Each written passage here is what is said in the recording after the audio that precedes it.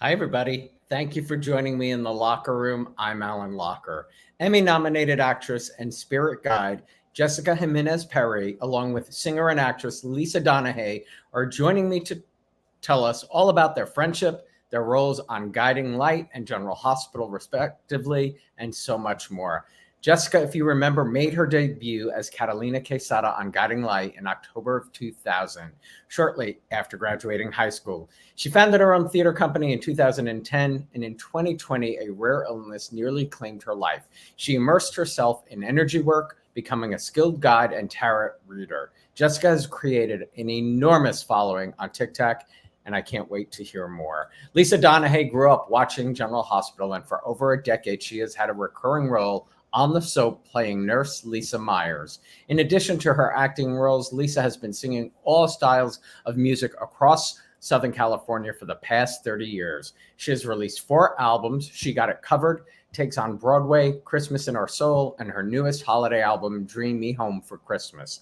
Her music can be heard on Sirius XM's Siriusly Sinatra and on Hallmark Channel Radio. It is such a pleasure to welcome Lisa Donahey and my friend Jessica Jimenez Perry to the locker room. Hello there. Hi. So good to see you. So good to see you, Jessica. Pleasure to meet you, Lisa. And thank you to our mutual friend, Erin Weissman, for connecting us. We love that. Let's start at your friendship, which is really so funny because Erin, who I've known for decades, introduced me to Lisa. And then Lisa, in our conversation, mentioned beautiful Jessica. How did you two become friends? Oh my gosh. Well, Jess, first of all, how do you not? She's so magnetic. Look at this woman. She's amazing. But Jess, tell them how we met, because it was really your beautiful brainchild. I might fangirl out here with Lisa Donahey because she is somebody who I met through a dear mutual friend of ours who worked for Disney, who's very talented. I was at the time producing, directing, and starring in a improvised 80s soap opera that was at the Skylight Theater in Los Feliz, and it was a total hit show. It was called The Rich and the Reckless, and we had this group of characters that would reoccur every single week, and it was fully improvised. It was fully unscripted. But we played it really serious. We played the soap opera as if you were coming to a live taping of this soap that had been running for decades. And so Lisa had been friends with our friend Jim, and we needed a song, like it was called The Rich and the Reckless was the show. And so she wrote this incredible theme song for our show that would play at the end of the show. And Lisa, it was a hilarious show. It was like, they eat money for breakfast. They're the rich and the reckless. Like it was, the lyrics were hilarious. And then we shot a music video for Is the song online anywhere? You know what? I'm going to get it to you. I'm going to get and the love theme to you too. I'm going to get them to you to share with your audience. We'll do a little exclusive theme song too. We did. We had it for the couples. That's right. It's a fun parody. So much fun. So it ran for 3 years, and it was sold out every single weekend. And I even had Jordi Villasuso guest star on the show for 3 episodes. He came to play, I think, a gangster, right? Like we totally played up his persona. And it was an absolute blast. So Lisa and I became very good friends. Lisa guest starred in the show with me. And she even brought the executive, I think, from General Hospital to see the show. Right. Frank Valentini came. Yeah. He loved it. It was just a hysterical, amazing time. We were a really talented group of actors. So that's how we met. That's how we met. And we've been friends ever since. And I love you created this opportunity for yourself, Jess. Right? I did. I was with Improv Theater Los Angeles, who had, they were specialized in long form improv. They brought me on to direct. They were like, create soap opera for us. We know you have a soap background, create this genre for improv. And I did. And it was, people loved it. People absolutely loved it. It was kind of like a foolproof format, right, Lisa? It truly was. I mean, you had regulars every week. I mean, every Saturday we're like, we know where we're going, to The Rich and the Reckless. It was just must see The name is perfection. The name is perfection. The name is perfection. Rival families. It was these 2 rival families. That's right. Would constantly come up with crazy schemes, but we would pick up every week. We would pick a few scenes from the week before. We would improvise, we would show it, and then we'd just create the show in front of the audience with audience suggestions. Magical. It really was. Do you both love improv? Love. I love it's the best. I feel every day is improv in my life. I feel like every situation, anytime I'm on stage and just being authentic and real in that moment and not judging it. And Jess taught me a lot about that too. I mean, she really is a master at that and a great director and leader and, not only a great friend, but a mentor too. Just so fun. Were you both fans? Writing and acting at the same time. Yeah. Improv is directing, writing, and acting all at the same time. All simultaneously. Were you fans of Curb Your Enthusiasm? Oh, brilliant. That's Brilliant. Amazing. Brilliant. Yeah, I mean, we don't see that much on television where No. they go in and do what you're doing on a stage. It's too controlled. Too controlled. Too much at risk these days, Yeah, it's risky. It's risky business because we were approached by a couple different entities at the time that were like, this is amazing. Like, what could we do with this? How can we create improv? Like MTV had us pitch them an improvised kind of, even though they did The Hills, which was kind of like improvised soap opera too.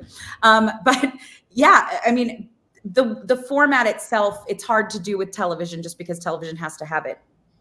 You don't want to waste it. We're gonna talk offline, but maybe there's a way we can do it here and get Jordy and others involved.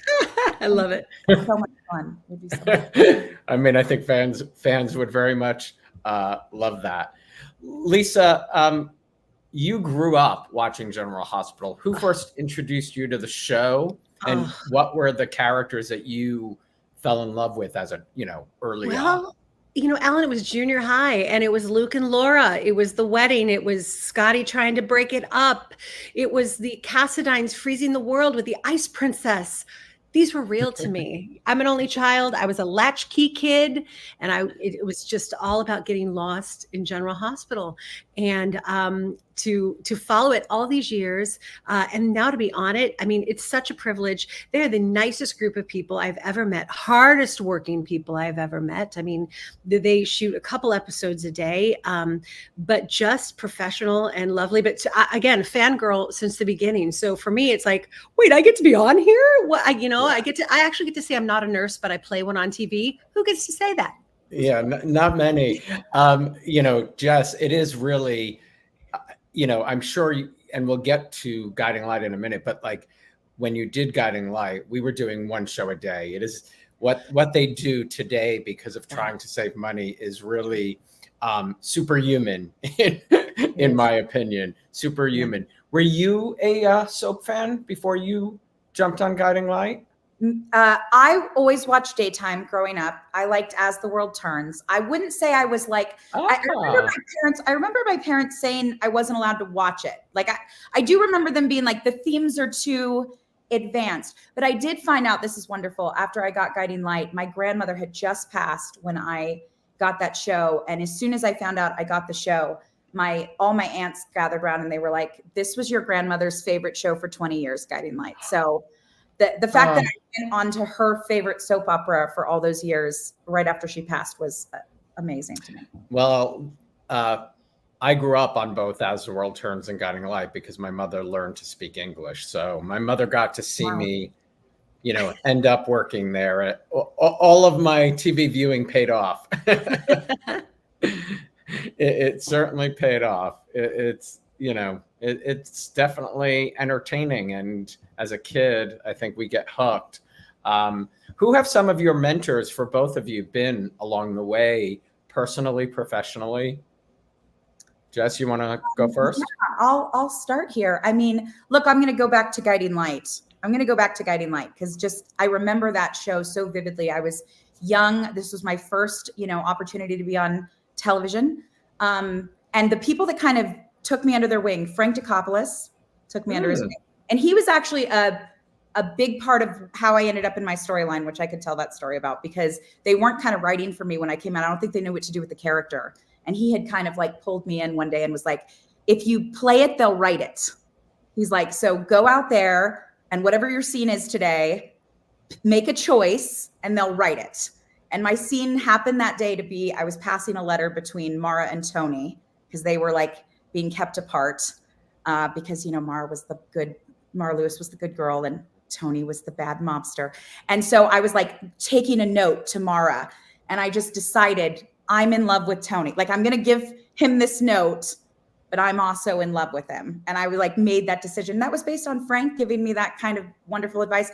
Kim Zimmer, of course, was like such an icon and was so helpful to the young crew. I just felt like the older actors, Grant Alexander, I mean, there were so many of them were so kind to us, encouraging of us, made us always feel like, I remember Grant Alexander one time after a scene, like pulled us to the side. He's like, you guys are like the most amazing younger group we've seen on the show in so long. And I just remember those moments being really meaningful to me. And then of course, in the improv world, Joe McGinley was my teacher and my guide in the improv world.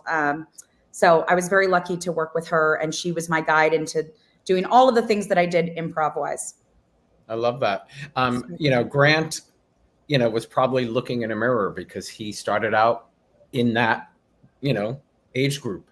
Mm-hmm. So he understands. Lisa, for you? Yeah. Well, Alan, for me, I mean, because I started as background, I did the nurses' ball the very first time because they knew I sang and I acted. So I was inserted into that and then given lines to sort of introduce my character, like, who is this new nurse? But I'll tell you, every time I'm on set, it's a masterclass. I mean, what I love about the community and that group of people is that it doesn't matter if you're background, it doesn't matter if you're a principal. Everyone is part of the collective experience. I mean, Finola Hughes is amazing to watch, and she's lovely, amazing advice. Kathleen Gotti, who plays Obricht, Becky Herbst. A lot of my scenes are with the other nurses and doctors, just lovely people. And I remember the first time I was on set, like 10 years ago, I was like, I'm doing lines, like I have to talk. And Becky was like, you got this. Like you've got this. Just you're in the moment. It was just really comforting to be on set with people that had your back. But really there's not a big delineation, between the collective, actors on the set, which is really a beautiful experience. So they've been great. And there's such pros too, Alan, like you talk about how we shot a show a day. I remember Kim Zimmer, she would blow me away. She'd have like 30 pages of dialogue. She would just be messing around during rehearsal, having a good time, laughing with everybody. Come to tape, Kim was like in it. Like she would just fall into it. And I was always just so moved by getting to work with actors that were that skilled that they didn't even have to be in it until the moment they were taping it. And I was just blown away by that. It's like a switch. Boom. Yeah. Absolutely. Lisa, at a young, I think you were a teen, you were in a performance troupe called Mickey Rooney's Talent Towners. I was. Which is an incredible name. Town. Yeah. So my mom knew early on that I just loved to be a ham, and I just loved to be on stage and perform and have that beautiful experience and that response you get immediately when you perform. She found this little performing arts studio in Azusa, California, and it was Mickey Rooney's Talent Towners. And Mickey was a part of the organization. There was a beautiful woman there named Ray O'Day, who was our artistic director, who is my friend today still and mentor. But it was a great experience for a kid to learn how to be on stage, then roll up the cords for all the sound equipment after, and just gave me a really holistic view of performing. And it bit me at that moment. I'm like, I love this world and this community and performing. So yeah, Mickey Rooney's Talent Towners. What did mom know that you didn't know? Like, were you always a ham growing up? Like the fact that she put you in that? I was sort of a fearless kid, as an only child. I didn't have a brother or sister to watch and then be judged and be like, oh, I don't want to do that. I just was, and I still am. I'm just fearless. I make no apologies. And I'm the first one to go, my bad, I'm the idiot. Like I don't mind any of that. We are human. But my mom, she wasn't a performer. She just knew, when I said, Mom, I want to sing and dance. So looked it up and found this place that became like a family to me. It was really a beautiful support network. And I'm still friends with all these wonderful people who have gone on to have professional careers also, a lot of them. So it's fun. It really is something. And Jess, you as well as a young age, you were drawn to the arts. You started performing in high school. Was there a moment that you knew? Absolutely. Well, I grew up as a figure skater, and I think that gives you a lot of discipline and training when it comes to performance, because I was always performing through my body. Do you mean this? Yeah. What? Stop it. Oh my goodness. Yeah, that's that carpet. I forgot. I knew I had these pictures. I couldn't find them until today, but How young I was. Oh my We- God. we did Show a- us we your did a double piece. axel. I know. we my- did a piece when she was on Guiding Light with, I think, Extra or Access Hollywood or something. And Jordy surprised me at the rink. Didn't he like He surprise might, me? yes. We skated together and he was like kind of falling and I was like twirling around him. That was fun. That was my moment. It was fun. So you were a skater. Yeah, sorry. I had to put that up at that moment. And of course, I loved the artistic component of figure skating. And then as I got into high school and as my skating died down and I was going to go to NYU, I actually had a scholarship to Tisch. I was in theater arts throughout high school and I was the lead in my school play. I went to a very prestigious liberal arts school called the Crossroads in Santa Monica. And so they had a very well-developed theater program where lots of very famous people have come out of. Jack Black, Kate Hudson, all these really amazing people. And so that's where I got my start in theater. And I was like on my way to NYU. Theater was always my love. Theater was always my passion. I think I kind of accidentally fell. I think I remember my agent at the time being like, Latina's really hot right now on TV. So you should try to audition for some shows. And I went for an audition for Guiding Light and they booked me off tape. And all of a sudden I had this contract role on a daytime soap opera and I was going to New York, and instead of going to NYU, I was going to be on a soap opera. And that was my school. I mean, I remember all of us at that age group, Wes Ramsey, Laura Bell Bundy, Lindsay McKeon, Jordi Villasuso, Matt Bomer. I mean, we were all in that group of actors. And that was my college. That was my college experience. It's a shame nobody did well. Yeah. Right. I screen tested Matt Bomer, and that I think I didn't remember that. That's awesome. That's something that I hold so near and dear to my heart because he was so much fun and so talented, and we were funny. Like Matt and I had a whole comedy because I later did comedy with Lisa. Comedy was I gravitated much more toward comedy than I did serious acting. And Matt and I were total goofballs behind the scenes. Was it a love scene? I got to kiss. I got to. When I met Matt Bomer, I got to kiss him. Lucky. So, yeah. That's incredible. I love that. I did not remember that. Lisa, I said it in the intro. You've been performing, all over California. Yeah. You're a graduate of the Berklee College of Music. Right. When, telling your mom you wanted to sing and dance, when did you realize you had that inside you, the voice? Probably ever since I was maybe 5 or 6 years old, and just, sing out, Louise. That was me. And she put me in lessons when I was 11. I studied with some proteges of Seth Riggs, who is an amazing vocal coach. I eventually studied with Seth in my teens also for a bit. And I just found all these amazing opportunities, Alan, that kept guiding me to this world of performing, and what I love now, what I get to do is I get to do a little of everything. I get to do the acting, I get to do the singing. I have my own production company. I can produce. And even within the singing, it's like, oh, I'm singing on a session for TV and film today. Oh, this is a live gig I'm doing, for Disney or something. So I just love the diversity of it. And I just say yes. I'm dumb enough just to say yes. I'm like, let's do it. Having the opportunity to say yes is a gift. It is. My favorite saying is luck is what happens when preparation meets opportunity. And I truly believe that. Any young person I meet with, I say, write this down. You're only lucky if you're prepared and you recognize the opportunity and have the courage to say yes, So it's kind of silly, but it's worked for me along the way. So pretty fun. I love that, but it's true. I mean, these opportunities come along. Well, Jess, you talked about Matt's audition.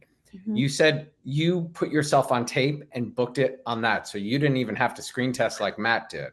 That's correct.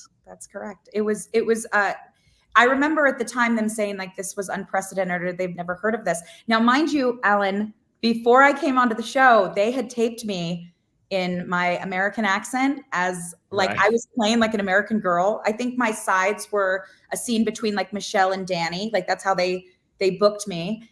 And then when I came on the show, like a week before I started, the writers were like, so guess what? You are a Cuban immigrant who has just landed in Springfield and Reva Shane finds you in a box. And I was like, they're like, and all your first lines are in Spanish. And I was like, wait, what? Like I knew it was I thought a truck, but I knew, yes, they a just box. threw that curveball at me. And so like my first lines with like the most iconic soap star on television was me speaking a language I did not speak.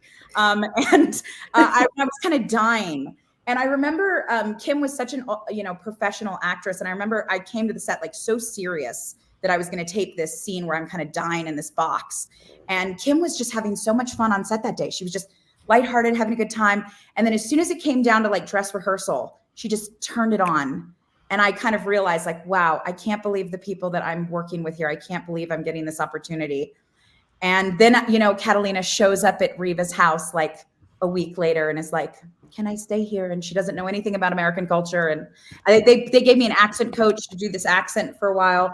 But then, I don't think they quite knew what to do with the character. And then I was just kind of like, again, Frank gave me this thing. He's like, just you choose what you want to play. You decide, who this character is and how you want it written.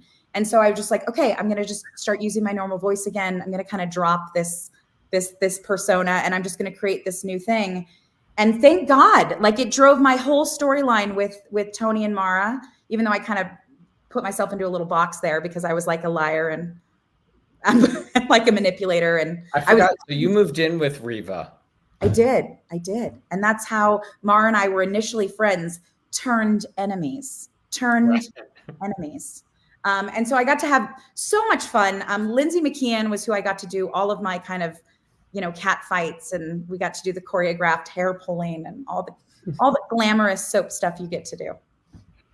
Did what was in the news that you said earlier? The Miami kid, Ilya, what's his name? Ilian Gonzalez. So Ilian Gonzalez was like a big story at the time. He was this Cuban immigrant who'd come over and they found him, and then he was deported. Remember, there was all those like famous pictures of them going. It was all over the news. So soap operas love to use pop culture references in their storylines. So I think that was like a hot thing at the time. So it birthed Catalina Quesada into the world.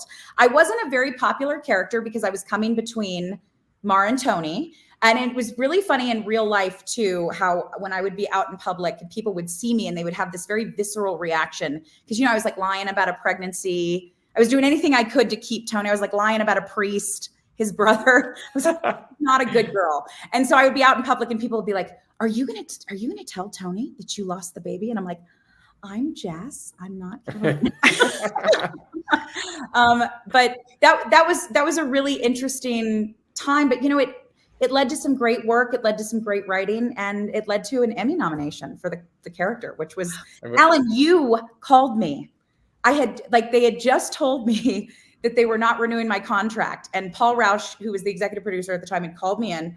I was devastated. I was like 20 years old. I was like, oh no, what does this mean? They're like, we've kind of written you in a corner. Nobody likes you. We're not gonna renew the character. And I was so sad. And then the next day, I think you had already known the news or something, but I remember I was in the rehearsal room and I picked up the phone and it was you. And you said, Jess, I know you got some rough news the other day, but I have some wonderful news for you because you've been nominated.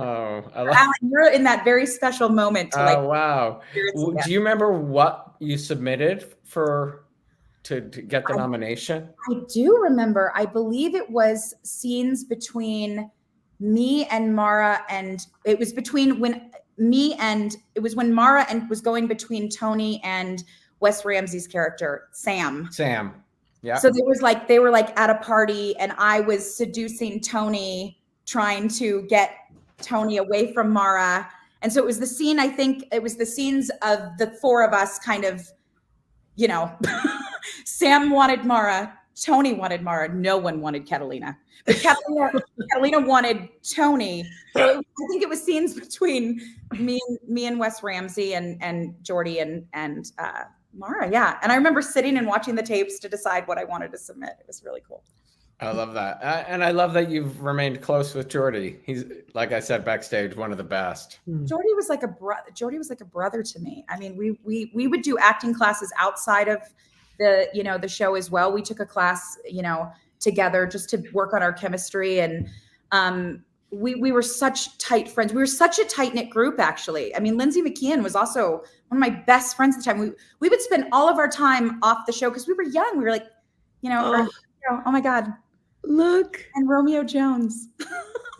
Was that his name? Oliver McCready. I couldn't remember. McCready was Romeo Jones. Romeo Jones. Good Romeo call. Jones is my murderer, you guys. That's me and my former love and the person that took me out. That's so funny. We that was a fun photo shoot on a boat. Oh my gosh, Alan, are you kidding me? I was the only girl, guys. I was the only girl with a dream. 5 or 8 like soap men. Hunky guys. Oliver, Ricky Paul Golden, Brandon Routh, who I think played Superman eventually. Alan, do you have me on the boat? Do you have me? Yes, I'll. Yes, give me a second. Yes. So, Lisa, tell us about the 4 albums and who are some of your musical idols. Like who do you listen? Well, I want to know today, but who were you listening to growing up? Oh, you know what? For me, it was the sounds of the 70s. It was the Melissa Manchesters. It was the Debbie Boons. It was the Gloria Gaynors, Pat Benetars into the 80s, Olivia Newton-John. The show I'm doing this Saturday in Los Angeles is all my favorite singers. So it's kind of like the Everything Bagel show that I'm doing. It's so much fun. But I listen to a lot of different singers. I'll tell you, Alan, growing up, I remember people told me, you can't sing a Barbra Streisand song and then sing Aretha Franklin. You have to pick a lane. I said, I do. Well, I don't want to. So I think fortunately for me, it did. If I picked a lane, probably I'd be farther in my career, but I love to sing all styles. For me, it's honoring the lyric, like Jess said, as an actor, like we're storytellers. Same thing in music for me. I'm telling a story. I'm the vehicle telling that story through melody. And these albums my first album is called She's Got It Covered. And it is every genre of music to prove to those people, no, I can't sing country. Oh, no, I can sing musical theater and jazz and all that. So it really is sort of a calling card for me to show that. And then it just sort of parlayed. My husband, who's just the most lovely, beautiful, kind soul, is like, you should do another album. I'm like, okay. We don't have kids. I make albums. They're a little cheaper, I'd say. but those are your babies. They are my babies. So then we did a Broadway album. And then a few years later, I'm like, Christmas every year I can promote this beautiful Christmas album.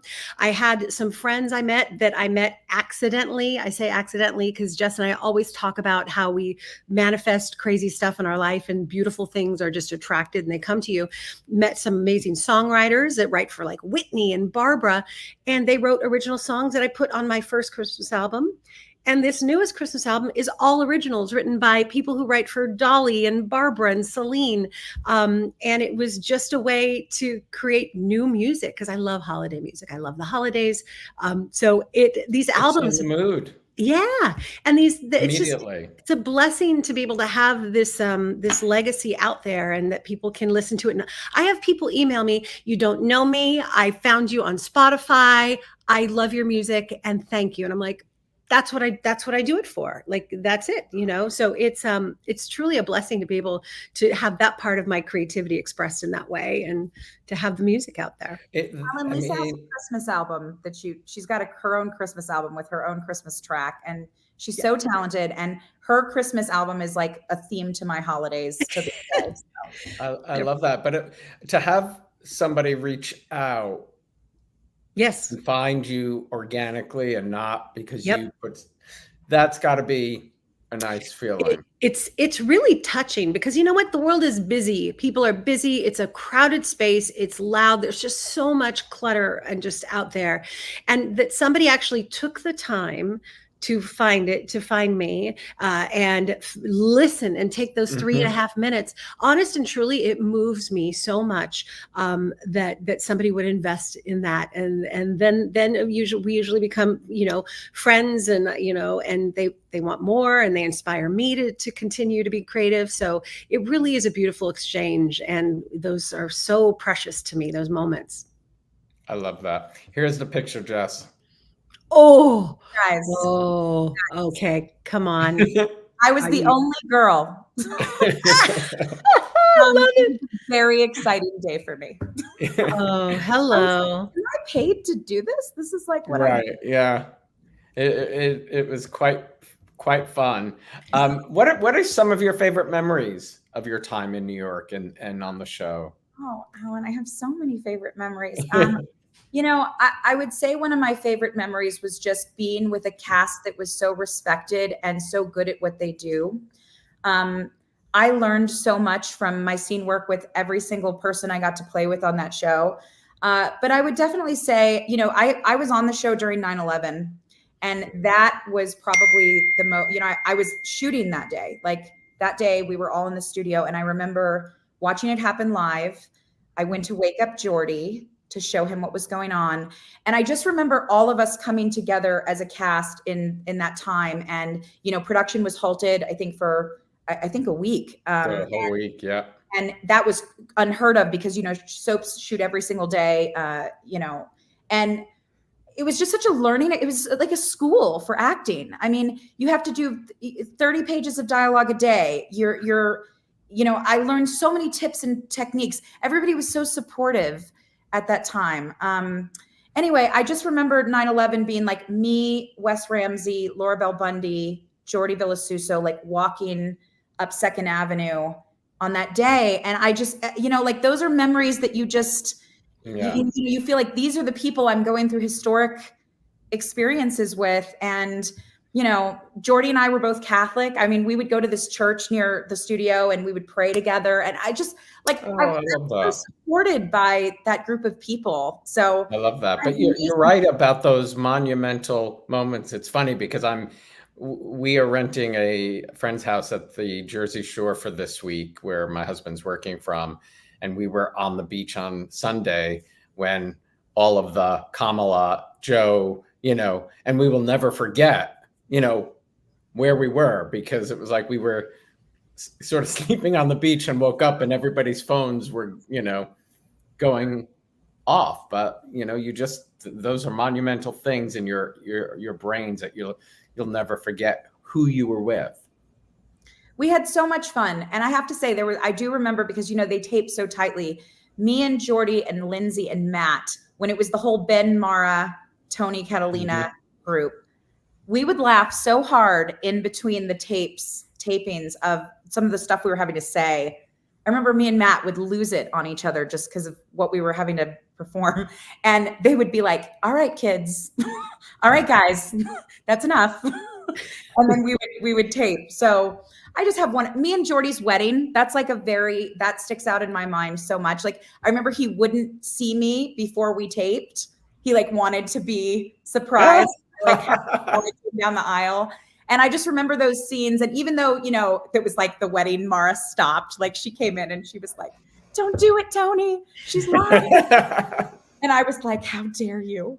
I'm taking a pregnancy for this woman. That is really amazing. Wow, your memories are good. Your memories are good. I knew you were with Tony and Mara. I didn't remember that Wes was there and Matt was there over the same.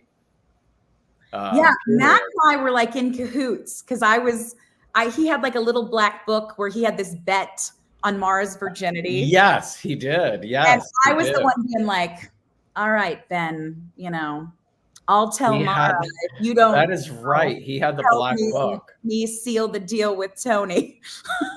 That is funny. He had the black book. Oh my God. Totally remember that. Yeah. Lisa, you and I have a really strong connection. We both worked for the Walt Disney Company. You spent 25 years there. Crazy. What were you responsible for? And tell everybody that is truly how your world collided with Frank Valentini, who's the executive producer of General Hospital. That's right. Yeah. So, 1995, I started, I was just out of Berkeley College of Music. I came home. I was, trying to pound the pavement, get singing gigs, but in LA, you've got to have a day job and then have this wonderful side hustle. So I started working at the Walt Disney Company in artist development, which I love because I got to work with creative people and discover new talent, and then moved through a myriad of roles for 30 years almost in marketing, franchise management, business development. So, I love being a creative soul, but I'm also a very practical person and right left brain. So I'm able to apply a lot of both to each of those worlds, those skills.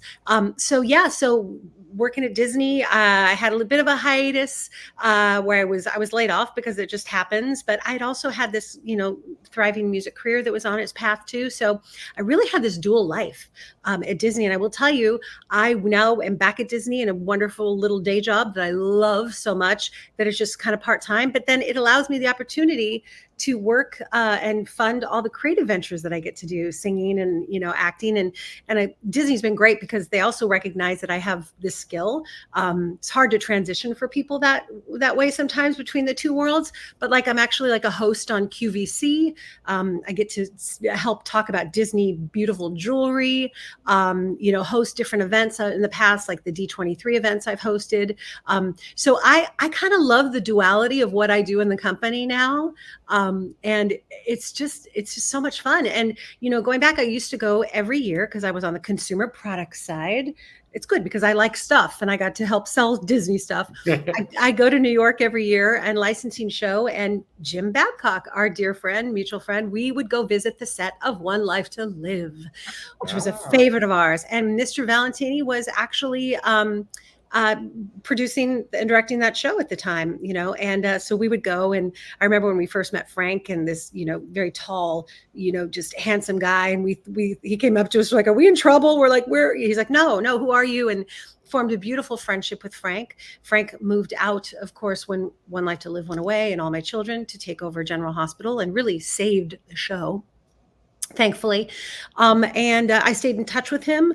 I began doing more acting.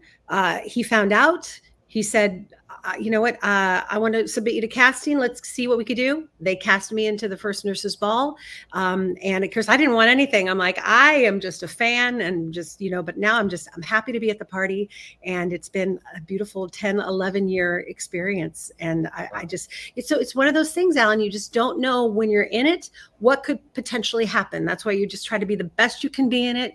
You just be positive about it, and just, show up on time, all that kind of stuff. And it certainly paid off for me, and all these beautiful little experiences that I've had because of it. So very grateful for all that. So fun. I mean, could you have imagined when he brought you in for the first Nurses Ball that you'd still be doing it today? No. I mean, and we've been doing it for there was 1 year, COVID, it was a little different. Right. Of course. Yeah, it was kind of scaled down. And then this past year, there was a big wedding theme and stuff. So they did not do it this year.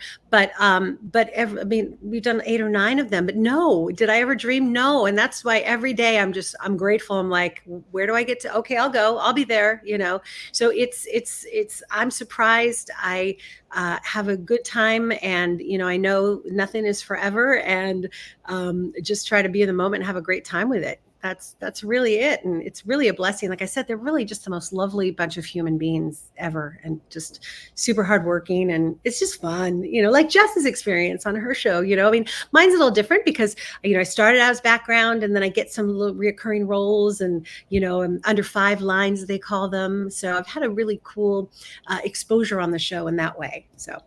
And also being a fan. And a fan. Yes, it really is. It's a unique experience. Yes. Jess, you spent a lot of years in the corporate world. Talk about your roles, what you did, and do you miss corporate America? I do not, Alan. I do not miss corporate America. However, I'm very grateful to the career that I got to have. Guiding Light spanned, I basically had about a 20-year career in film and television. After Guiding Light, I worked in reality TV.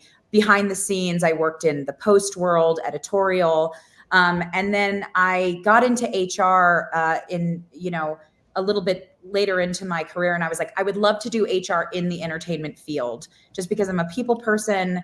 And I loved, the talent development. I loved the coaching. I loved the mentoring and creating a culture of people that are creative and get to collaborate and work together.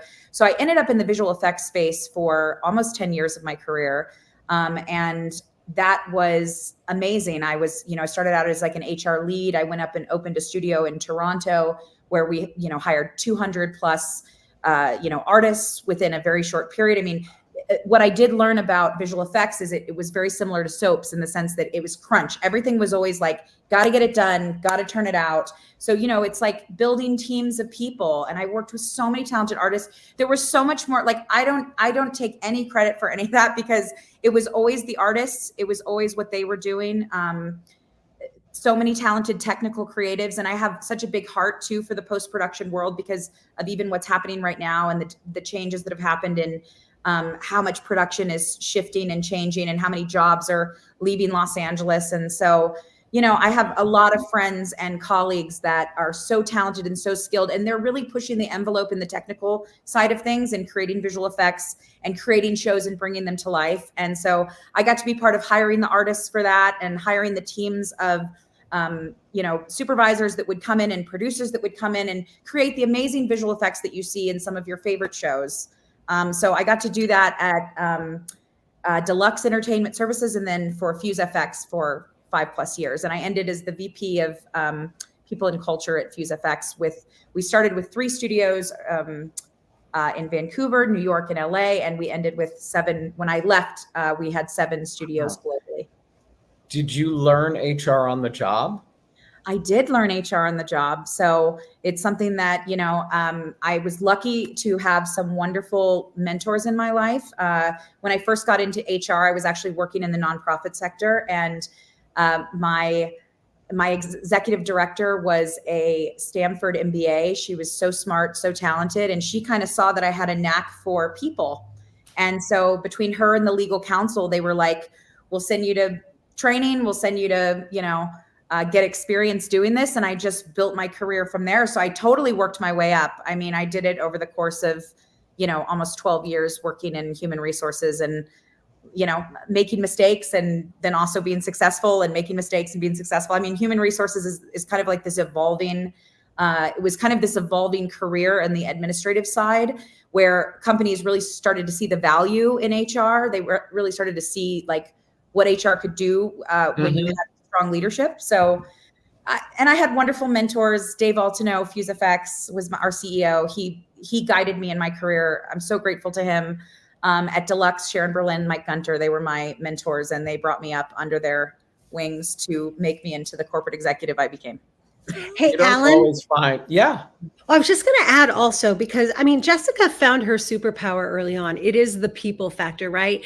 And it translates also into her creative life as a director and working under her in her show that we were doing. What I love about you, Jess, is how you're direct. And I appreciate that. But you do it in a way that's loving and that makes you walk away going, you know what, I can do better, or I can, So I love people when they can find their superpower and their thing in life. And the fact that it spills over into so many areas of your life is you have found your gift to share with the world. That's just one of the many gifts, but I just wanted to add that because I experienced it too with her. And I experienced, we connected. She just was an easy person to work with, to speak with, to, spend time with. It's interesting about HR because people have a negative. Oh, yes. Because, well, it's just interesting. You go on interviews over and over again, and, they don't tell you anything many, many times. But, it's funny because out of college, I applied to As the World Turns and Guiding Light, but I didn't know what I wanted to do. I just wanted to work on the shows I grew up watching. Never got a job. And then I got my job at Disney right out of college doing PR, where I learned on the job. And then 10 years later, applied for the job at As the World Turns and Guiding Light again, sent my letter to an HR person. She said, I'll hold on to it. We don't have anything open. And a year later, she reached out. And to me, that's a good, experience. She put something in a file, pulled it out a year later, and made that, and that's what I'd like to believe it should be about. Like people who are really taking the time to look at who's coming in for those roles. It's not a popular position, especially when you're in a senior level of it because you have to make difficult decisions, and that just comes with the territory. And a lot of the people that you work with that know you on a personal level are like, how can you do this? How can you, and that was very hard. Also, you're dealing with a lot of interpersonal inner relationships, and especially once COVID hit, oh my gosh, doing HR during COVID would make you not want to ever do HR again. Just because it all of a sudden, you go from this really collaborative environment where teams are working together and getting along to a very polarizing environment where everyone's communicating through technology, and all of a sudden people are having all these issues that they didn't used to have with each other. So that was really challenging. But I worked with incredible people, and I think one of my greatest, it was never me. I always thought my superpower was putting the right people together to work together and try to encourage them. And also I would say I got to work with so many talented people in my career. I'm like the most blessed person that I've got to just be around so many amazingly talented people that I respected and I admired, and who were doing things that I could never dream of doing. And I got to be the person to just look at their resume and say, I think this person could do an amazing job at this. So that was a really cool position to be in. Well, that's a powerful position to be in. Yeah. I mean, you really can, this wouldn't be happening if she didn't call me a year later, Mm-hmm. That's right. Like the power, of what you can change, change the course. That's, the greatest part of HR is, and now there's a part of HR that I really don't like doing, but the part of HR that I loved doing, and that the only thing that kept me going was livelihoods. You give people livelihoods, you give people jobs, you give them purpose, you give them meaning, you give them coaching for their supervisors so that they have a more meaningful connection to their work. You find those hidden talents in certain people that you're like, wow, that person can really go somewhere, and getting to be the person that goes, I recognize that talent. I'm going to help that person get ahead, or I'm going to, I had so many people work for me. I had the most amazing teams in HR, and they get all the credit for my success. It was all the people that worked for me and under me that made me into what I got to become. So, and of course, great mentorship, great leaders that I got to work for. Well, that does, that makes it all worthwhile. Lisa, going back to GH, who were you most excited to meet when you first stepped foot on set? And who might you have been nervous to meet? You know what? I loved meeting the legacy folks, right? The Jeannie Francis, the Francis, the Finola Hughes, the Maurices. And even to this day, I can't talk to Maurice because I feel like he's Mo, he's Sonny Corinthos, but I've kind of gotten a little better with him. And he's quite delightful, actually, and he loves to sing through the hallways and Sinatra tunes. But I think I formed a really beautiful friendship with Sonia Eddy, who of course was Epiphany, and she unfortunately passed away almost 2 years ago now. And she was lovely. She just was a lovely mentor and helped me grow also as a talent. Like, Jess said, you have those people around you that really want to uplift you and make you better, but I'm still tickled when I see Jeannie on set, and all of these other legacy folks that they bring back. And, one day I was on set and I'm like, it's Donna Mills. I'm like, Donna Mills is on set. Like it's Morgan Fairchild was on set. Gregory Harrison, who could not be more lovely, was written off recently, but he played a great, beautiful character. Max Gale, like these were all actors from my childhood growing up, on other shows even. So the fact that this show really honors the legacy of these people who came before us, and quite honestly, we're doing what we're doing because of what they pioneered, is really kind of cool for me. But so many young, talented, I say kids now, on the show now too, just to watch them grow and thrive and be in their skin and learn from the other actors. I mean, because they take care of each other, and the legacy ones definitely guide us. No matter who you are, just being 18 years old and walking, coming to Springfield, and, because you wanted to be there, you were paying attention. Like the fact that you noticed basically on day one what Kim was able to do is like a gift. It was like a free, masterclass. Intensive. Yeah, a free masterclass. Correct. Yeah. Absolutely. I mean, even, even watching the people that have been on the show for 20 plus years, just watching the way that, first of all, they interacted with the fan. I mean, I learned everything, the way they interacted with their fans. I mean, I can't tell you how many of them would give me guidance and coaching and talk to me about, you know, what it is to have a career in soap opera and what that looks like. And I mean, I was so lucky. I mean, and I was on that show too at a time that it was still, you know, soap was, you know, still really going. And I was living in New York and I was an 18-year-old kid getting to be on a soap opera with all these incredible icons, legends of this genre. I mean, it was amazing. And I used 18 years old. I used all of it later in my life. All of it transferred into the career that I had. All of it.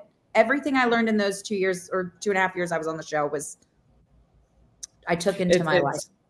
I always, you know, and it can happen at any show, but you know, you may not be paired with or have somebody who is so giving, but the fact Guiding Light was that giving company is a blessing. Special. Yeah, it's a blessing because it doesn't happen in every, you know, it might not have happened with every hire you brought in, like the person who might have been there, you know, if people connect and see that you're a genuine person, it just, all those things align so well, so well.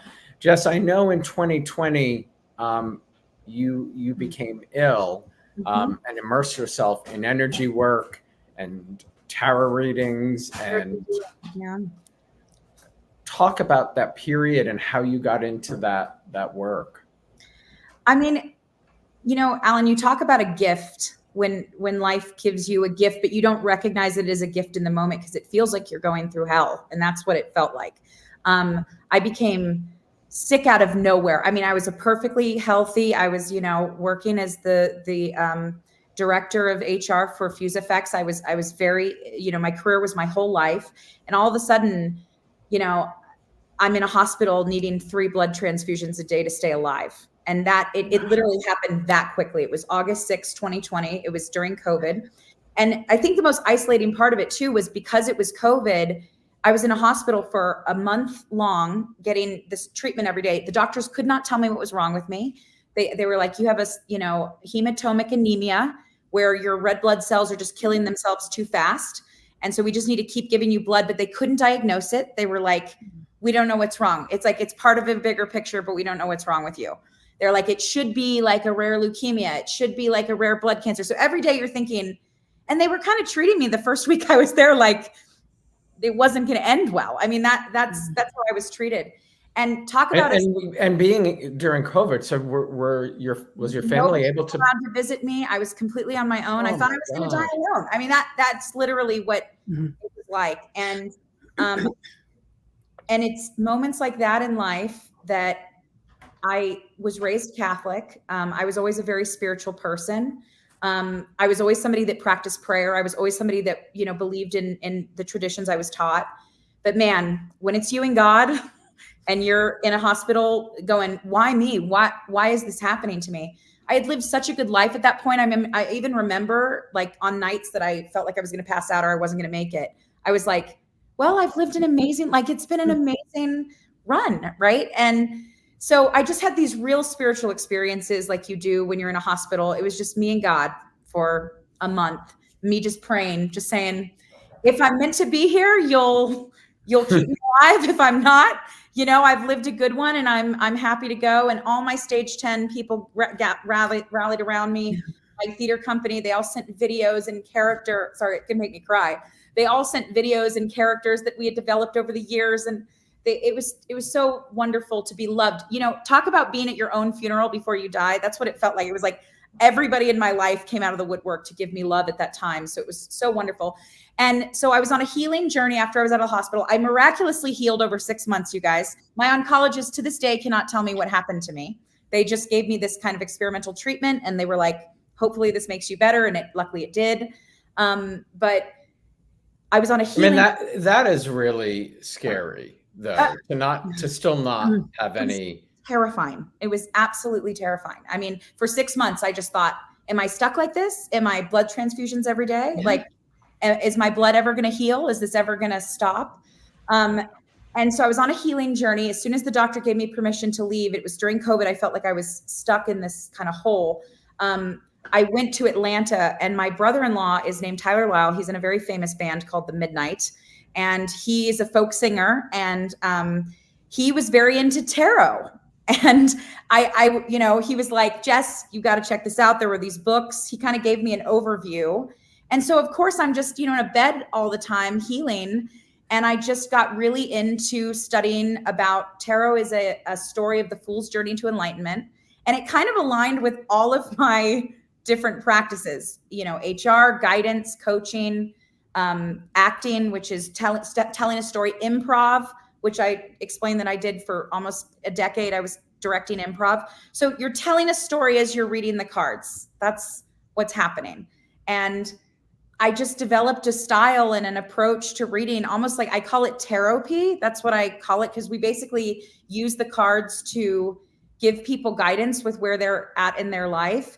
And so I started putting it on TikTok, and I now have over 460,000 followers on TikTok. I was able to create a total career as a spiritual guide and coach. And I mean, it's been a life-changing experience and a life-changing opportunity. So I meet with people from all over the world every single day. I run my own schedule.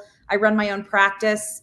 I read for therapists. I'm collaborating with therapists who are like, this is a new approach to helping people talk about what's going on in their life. And you can use these cards to kind of tell stories. So I've kind of like developed my own style to reading, and it's been incredibly successful. And it's been kind of a game changer. And a lot of my tarot my tarot fan base have no clue that I have this past. So I think it's going to be so cool when I share this link on my That's TikTok.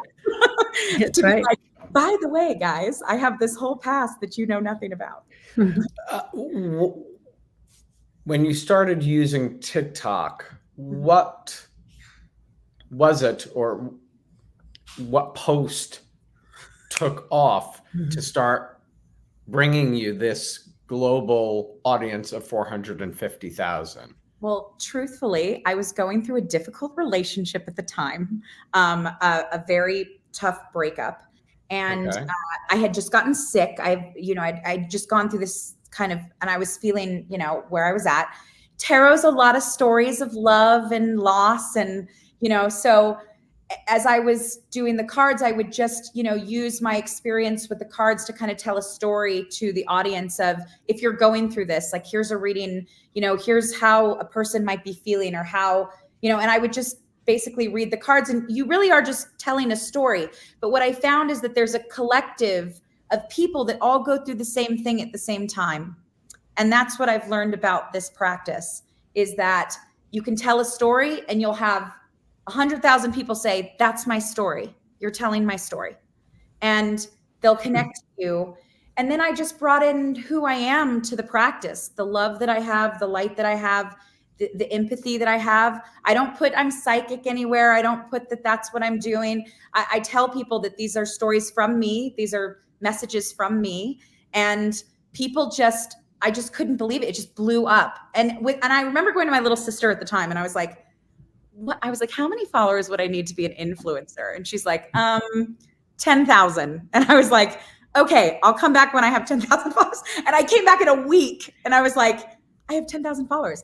And TikTok was this platform at the time that was just, because of the pandemic, I think it was just blowing up, and the algorithm picked me up, and just the algorithm bases it on how long somebody will sit and listen to you. And so because I was telling these stories, people were just sitting on the channel listening to me. And it's been one of the most incredible experiences I've ever gone through. And there is a spiritual component to it. There is an alignment that's happening. I align people at a time in their life that that story is aligning to them, and they need to talk about it. And I'm so shocked in my readings and in my personal coaching business that people, I'm there for them exactly when they need me to show up. And I have clients that meet with me once a week. I have clients that meet with me once a month. I have clients that meet with me once every 3 months. I have clients that meet with me once a year. So it's been beautiful. And then of course I have new clients every day, and all over the world. I mean, women and men all over the world, I'm getting to guide and line to their story and see what the cards say about where they're at in their life. And the cards are kind of like, they all hold spiritual significance. They all hold spiritual meanings. And there's a polarity to the cards, like light and dark, like good and bad. And so it doesn't matter what cards show up. Any human being, it's a human story. The Fool's Journey to Enlightenment is you're telling the human story of how we start as fools and we end up enlightened, and we end up going through, catastrophes in our life, and love and loss and grief and trial and error and happiness and joy. And it's a human story. So everyone can kind of relate to it. So it's all my skills into one practice. It's incredible. I've never really had it professionally. My best Alan, I'll give you one. No charge. My best friend used to, he had the cards. He would do it for us. I don't know what he was telling us, but, I don't think he knew anything. He just enjoyed. I can't remember who gave it to him, but that really is incredible. Somebody watching right now, where do they go to? They can find me on TikTok at Spirit Light Guide. I'm on TikTok at Spirit Light Guide. And that is up on, I believe, on the webs down below here on YouTube right now. Yes, you can find me at Spirit Light Guide on TikTok. Yeah. And then I'm www.spirit-light-guide.com if you want to book a reading with me, if you want to have a one-on-one counseling session. Again, it's like magic and Spirit. Tell me again the website. Spirit Light Guide. So it's spirit-light-guide.com. Great. I will put that up. You know what, Alan? Alan, I was just going to add, so many people are on a different spiritual journeys, and like what Jess is able to help provide them, it's all about intention, right? We talk about manifesting, whatever you want to call it. Maybe it's prayer for you. Maybe it's power positive thinking, but I'm a firm believer in these ideals and these ideas too. And I just know we're in a world where there's an awakening happening. There just is, and it's transformative. And I think you just find what works for you, Correct. Absolutely. And I love it. Collective. There was a trauma that we all collectively went through for COVID. And I just happened to have gone through a life-changing healing event where I didn't know if I was going to heal or not. And all of the lessons from my guides and my coaches and the women I met doing this and everything, it was like they healed me. So now I get to offer that healing to people going through difficult times in their life. I mean, when people are contacting me, it's because they're going through something. So I get it. I grew up Jewish, not very religious. I was bar mitzvahed. I am the son of 2 Holocaust survivors.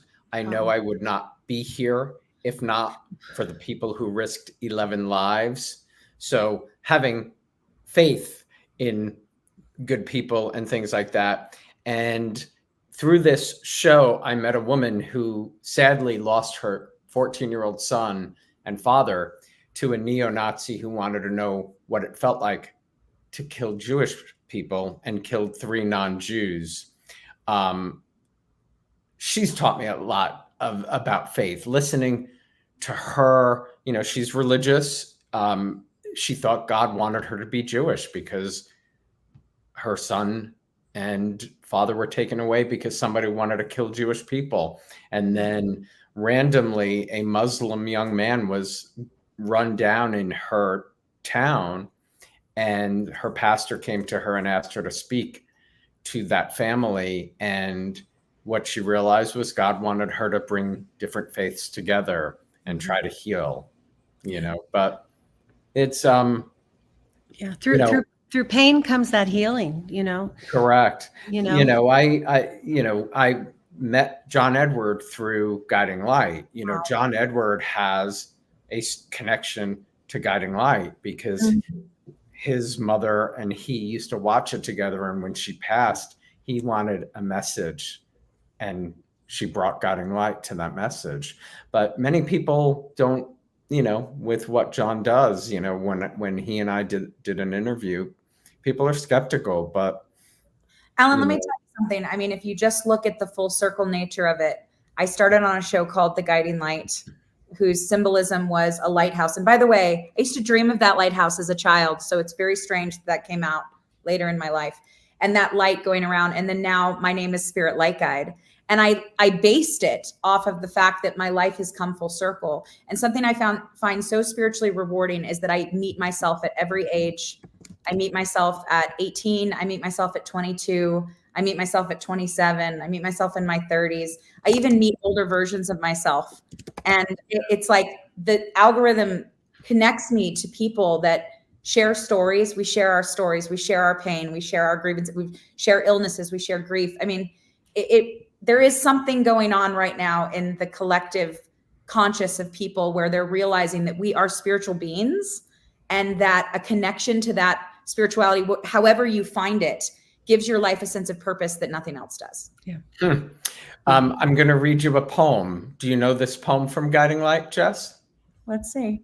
It's from the beginning when it started in 37 on radio. I do think I know this poem, but go ahead. The Reverend used to read, I believe it's like, there's a destiny that makes us brothers. None goes his way alone. All that we send into the lives of others comes back into our own.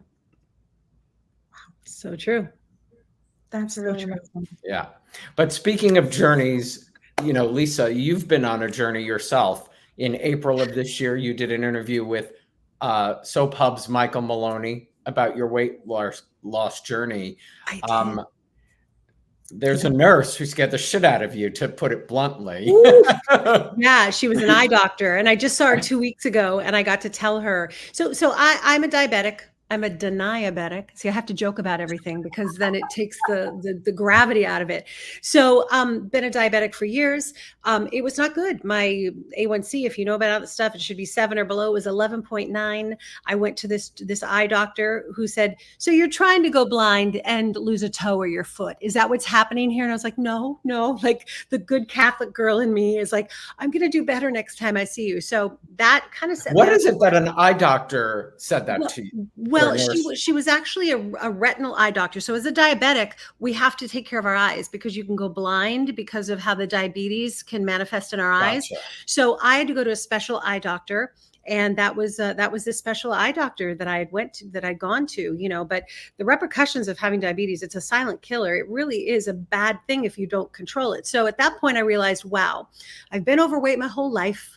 I don't know who this person is going to be, who I'm going to meet. All I know is I love every day and I want to spend every minute trying to stay here as long as I can. So I, in concert with my doctor, started a plan, and I went on these drugs that everyone's talking about, Mounjaro, about a year and a half ago, and started my journey. And I will tell you, it's a silver bullet for me. I was lucky. I did not have any side effects, but it tells yourself you're full. I have sort of this lack of interest in food, takes the compulsion away. So it's doing what it was supposed to for me in my journey. Again, it's all under a doctor's care. And then having an effect on the diabetes, I'm sure. And absolutely.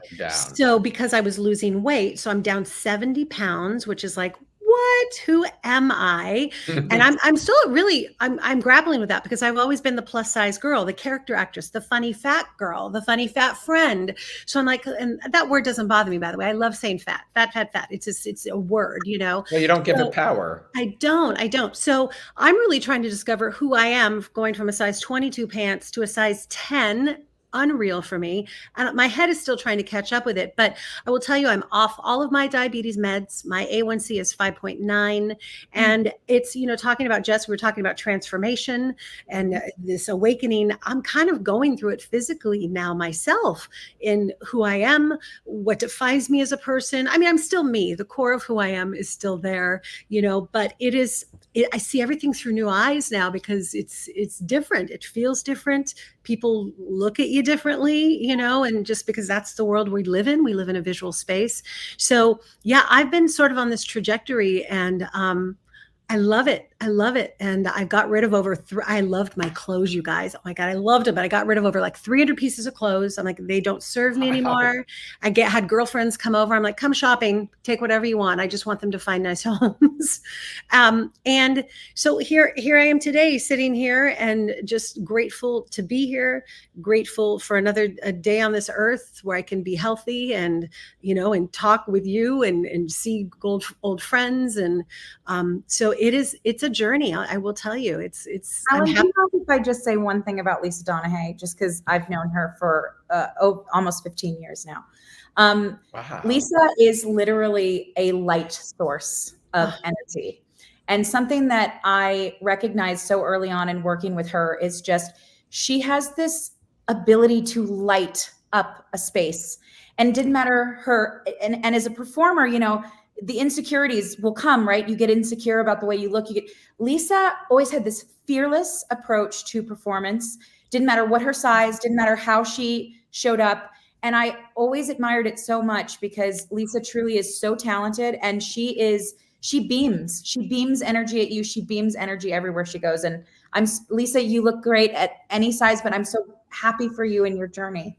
Thank you. That means so much to me. Thank you. The joking part of me would be like, thanks. The check cleared, obviously. Thank you for that. Yeah, I know. Yeah.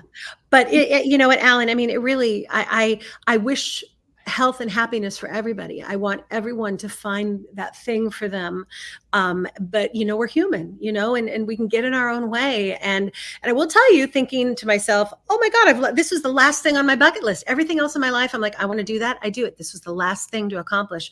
But still, you know, there are days I'm like, I'm not happy. And I'm like, okay, what is it? You know, so it's not the end all be all. I know that, but at least lets me stay here a little bit longer to try to do whatever it is I'm here to do and bring that joy to people. Being grateful is an important Yes. element. I think, you know, we all should, you know, yes. It took me a long time to understand that story about my parents and being survivors. Yes. But truly, this conversation would not be happening without that family that risked everything. Yeah. Think of everything in our life, every choice we've had to make that took us on a different, you know, I always thought I was going to get from here to here as a young person. No. I've had some beautiful like deviations, you know, and I look back and I learned from each of them. Like Jess was saying too, you're the culmination of every experience you've had, good, bad, ugly, all of it.